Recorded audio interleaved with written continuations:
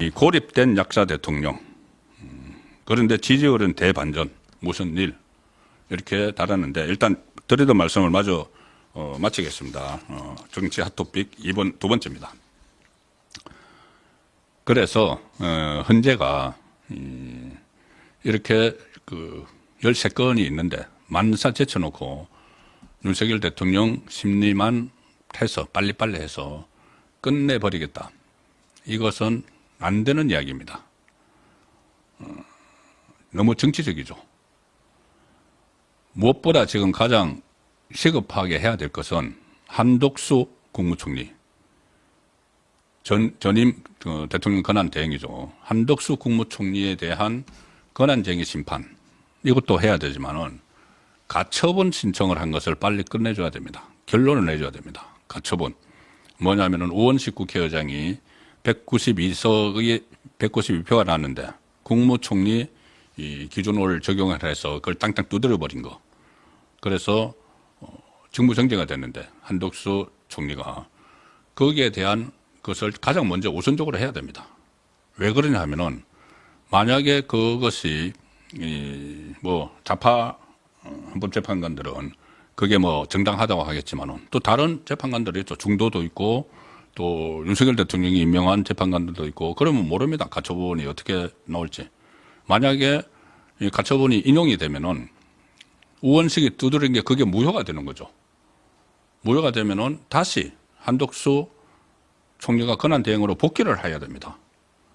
그럼 복귀를 하면은 그동안에 최상목 경제부총리가 내렸던 것들, 가령 헌법재판관 2명 추가로 두 명을 임명했던 거, 이것도 무효가 될 수가 있는 거죠. 논란이 충분히 일어날 수가 있습니다. 자, 그래서 원위치를 시키는 그것도 가능하기 때문에 우선 이 부분을 먼저 헌재가 결정을 해야 된다. 자, 그리고 이 권성동 국민의힘 원내대표도 이런 이야기를 했죠, 오늘. 이 문제는 헌재가 아주 간단하게 하면 된다. 의결 정족수가 151석인지 200석인지만 따지면 된다. 그 상황이죠.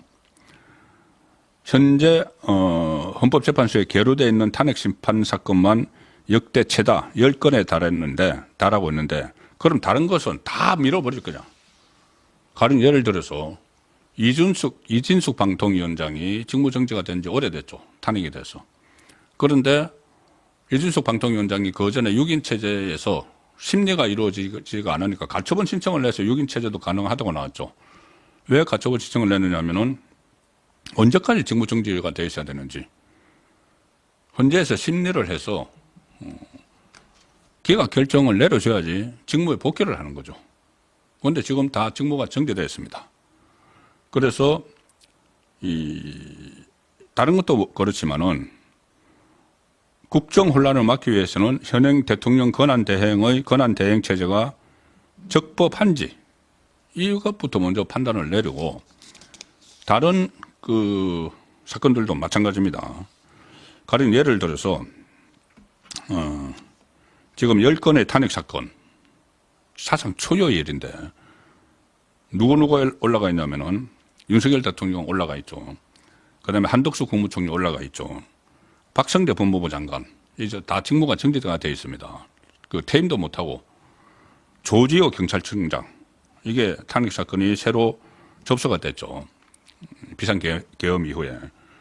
그다음에 그 전에 지금 어떻게 보면은 잊혀져 있고 있는데 이 사태가 너무 크기 때문에 그 전에 민주당이 집단으로 막 탄핵을 한 사람들 있죠. 최재해 감사원장 직무 못하고 있습니다. 이창수 서울중앙지검장 수사 지휘 못하고 있습니다.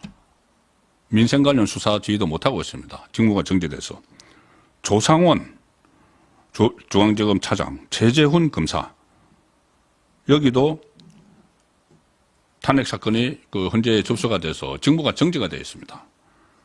이진숙 방송통신위원장, 손준성 대구고검 차장검사 탄핵.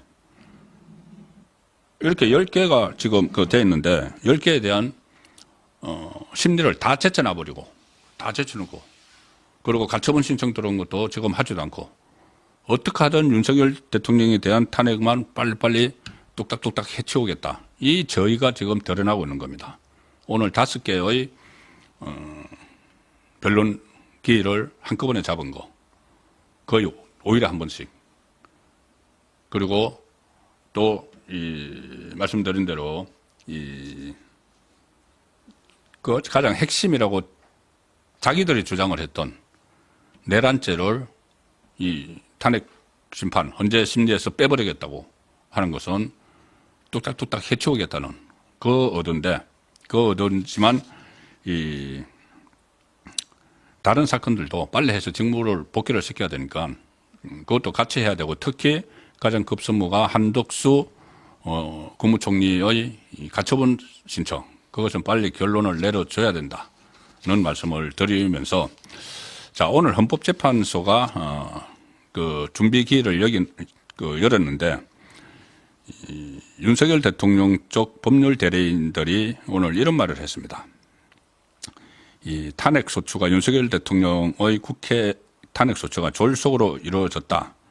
그래서 탄핵 심판에서는 당사자가 충분히 주장할 시간을 달라고 요구를 했습니다. 당사자 누구? 윤석열 대통령. 그러니까 이렇게 재판을 그냥 빨리빨리 끝내버리려고 하지 말고 윤석열 대통령 말을 들어야죠. 윤석열 대통령이 왜 비상계엄을 선포를 했는지, 이 전시, 사변 또는 이에 준하는 국가 비상사태 때 왜 국가 비상사태라고 본 건지, 윤석열 대통령은 계속 대국민 담화나 이런 것들을 통해서 민주당의 이재명의 민주당이 국정을 마비시킬 정도로 예산 폭거, 그다음에 무차별 탄핵 이런 것들을 하기 때문에 경고 차원이라고 이야기를 했었죠. 자, 어쨌든 거기에 대해서 판단은 하겠지만은 그 비상계엄령을 선포를 할 수 있는 권한을 가진 사람이 본인의 판단 몫입니다. 지금이 국가 비상사태인지 아닌지. 그런데 본인은 국가 비상사태로 판단을 한 거죠. 그래서 비상계엄을 했죠. 무슨 내란이라고 하는데, 아니, 내란이라는 것은 정권이 안 갖고 있는 쪽에서 정권을 탈취하기 위해서 하는 게 내란인데, 정권 갖고 있는 상황이죠. 그 폭동이라고 하는데, 폭동은 내란을 일으키기 위해서 하는 건데, 정권을 갖고 있는 쪽에서 무슨 폭동을 일으키느냐. 이제 이런 이야기를 할 기회를 충분히 줘야 된다. 그렇게 되면은 정인도 신청을 하고 증거 목록도 내놓고 그렇게 하는데, 그렇게 하면 시간이 걸릴 것 같으니까 이 이재명과 좌파 재판관들이 합작을 해서 그것을 지금 빼버린 상황이죠. 어쨌든 그 이야기를 오늘 준비 기일에서도 도태우 변호사가 지금 여기에 포함이 되어 있는데, 변호인단에 그때 대구에 출마했다가 공천 받았다가 무산된 도태우 변호사가 그런 주장을 했습니다. 그리고 대리인단의 배진환 변호사가 어떤 이야기를 했냐면, 요즘은 그러니까는 이 윤석열 대통령이 많이 좀 발언을 할 기회를 달라고 하면서 왜 그러느냐 하면은, 요즘 언론이 윤석열 대통령에게 아주 비판적이다. 대통령이 무슨 말만 해도, 어제도 그랬죠. 그제 나온 입장문, 그러니까 편지, 지지자들에게 보내는 편지를 가지고 그냥 매체마다 그냥 융단 폭격을 퍼붓습니다. 좌파 매체건, 중도 매체건, 우파 매체 일부 중에서도 제대로 그 내용을 확인하거나 아니면 왜 그런 메시지가 나왔는지, 제가 이제 고립된 상황이라고 어제 말씀을 드렸죠. 그 상황에서 그런 메시지가 나온 것은 무시하고 무조건 윤석열 대통령의 발언만 나오면은 집중파를 때리죠. 그러니 이 현재 심리에서라도 제대로 입장을 설명할 수 있는 기회를 줘야 된다는 이야기를 하면서 배진환 변호사가 이런 말을 합니다. 대통령이 고립된 약자가 되어버렸다.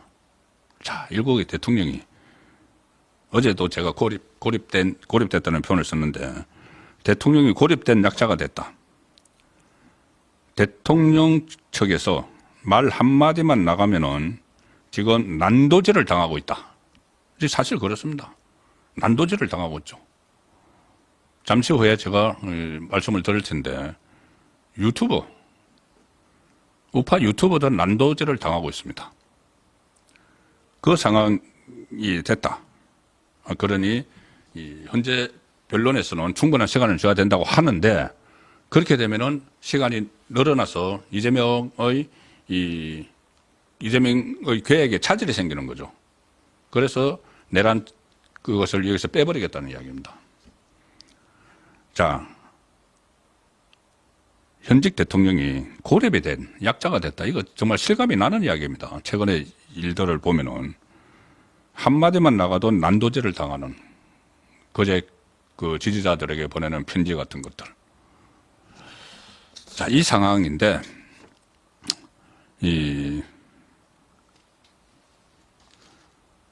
현재 조금 전에 제가 말씀드린 헌재와 이재명, 헌재의 좌파 재판관과 이재명이 커넥션을 이뤄서 초단기 파면을 모의를 하는 의도가 있겠죠. 의도가 하나는 지금 말씀드린 대로 이재명의 재판과 맞물려 있기 때문에 이재명 2심 선고 나아가서는 대법원 선고와 맞물려 있기 때문에 이렇게 아주 꼼수, 막장 꼼수죠. 현재 심리에서 내란을 빼버리는 거. 또 하나 있습니다. 여론이 심상치 않습니다. 여론. 그러니까 윤석열 대통령에 대한 우호적인 여론. 제가 어제도 그제도 여론을 분석을 해드렸는데 어쨌든 박근혜 전 대통령 때와는 완전히 다른 것이 지지율입니다. 대통령 지지율. 박근혜 전 대통령 때는 5%, 3%까지 내려가 적이 있었죠. 그런데 지금 윤석열 대통령 지지율이 30%대가 계속 나오고 있습니다. 굉장히 어떻게 보면 이거 상당히 이례적이고 놀라운 일인데 여론조사 기관 뭐 한두 군데에서 그렇게 놓으면은 저거 엉터리야. 뭐 이렇게 할 수가 있지만은 여러 곳에서 그 결과가 나오니까 민주당도 여기에 대해서는 여론조사 엉터리. 좌파 그 매체나 패널도 그렇게 엉터리라고 이야기를 못 합니다. 그걸 모든 여론조사가 다 엉터리가 돼버리니까. 오늘도 조사가 하나 나왔습니다. 여론조사 공정이 아주 활발하게 여론조사를 하고 있죠. 파이낸스 투데이하고 더 퍼블릭 그 공동 의뢰를 받아서 여론조사 공정이 어제 하루 동안 조사를 한 건데 윤석열 대통령 국정 운영에 대한 긍정 평가가 34.3%가 나왔습니다. 34.3. 오히려 탄핵안이 통과되기 전과 같거나 전보다 더 높은 수준의 지지율이 나옵니다. 그리고 여론조사 공정이 지난주에 데일리한 의뢰로 또 조사를 했는데 그때보다도 긍정평가가 3.9%포인트 상승했다. 부정평가는 3.8%포인트 감소했다. 자, 이러니 여론이 심상치 않다는 걸 느낀 거죠. 이렇게 여론이 자꾸 윤석열 대통령에 대한 긍정 여론이 올라갑니다. 그리고 특히 국민의힘 지지층들이 보수가 대결집하는 상황이 보이고 있는 거죠. 지금 설명드린 그 여론조사, 더 퍼블릭을 비롯해서 두 개 언론사가 여론조사 공정에 의뢰를 한 것을 보면은 국민의힘 지지자들은 무려 81.3%가 국민의힘 지지자들은 81.3%가 윤석열 대통령을 지지한다는 의견을 냈습니다. 그러니 이재명은 깜짝 놀라는 거죠. 이거 계속 상승이 되고, 그럼 이게 상승이 되면은 탄핵이 부당하다는 것이 또 같이 상승을 합니다. 그럼 이재명으로서는 큰일 나는 거죠. 그러니 본인의 재판보다 이게 현재 심판이 빨리 나와야 되니까 중요한 부분 내란을 거기서 빼버린 거고, 현재 심리 대상에서 또 민심이 본인의 뜻한 바대로와는 뜻한 것과는 반대로 움직이니까 빨리빨리 해치워버리려는 그런 시도가 일어났다. 이렇게 설명을 드리겠습니다.